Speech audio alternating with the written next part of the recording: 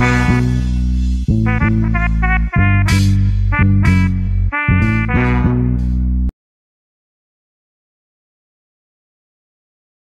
interesting because the other day I was having a conversation with my friend and we were saying, like, what would have happened or would it have been different if we weren't raped? Like, how would we see the world, maybe in a different lens? What people fail to realize is it taints your image forever. You struggle with so many different things because you're so accustomed to going numb. You know, sometimes you don't know if you're feeling something or is it pain, is it actual pleasure? There's like a weird, like, blurred line between that. And it's been difficult to get partners who are patient and who understand the trauma and everything that's behind it, you know.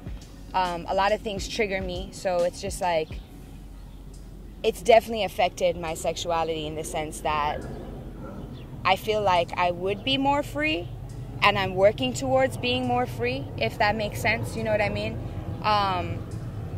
I think I'm at the age and the point in my life where I'm just like, okay, this has happened. It did taint me, but at the same time, it's not who I am. You know, I'm more than this. I'm not a victim, I'm a survivor. That's a mentality that I carry with me as I move forward.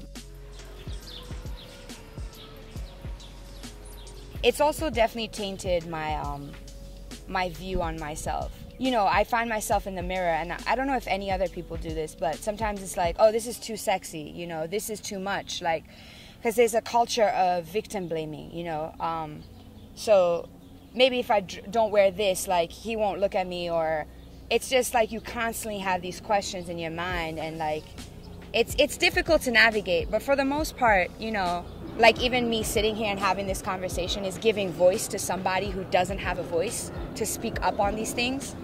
I think I've reached the point where it's like, okay, it happened and I'm able to talk about it. And in a sense, that's like, that's liberating. I think in being honest and open about my trauma, especially when it comes to sex, it has helped me open doors. I've had partners who have told me that they have also been raped or sexually assaulted, you know, when they were younger, and they would have never thought to say that. But because I was so open, it opened doors. It's unfortunate that we have a culture where it's like, no, don't talk about it, or, you know, a culture where we victim blame. It's happening too much, and for me, it's like, I can't go on and just not talk about it, you know.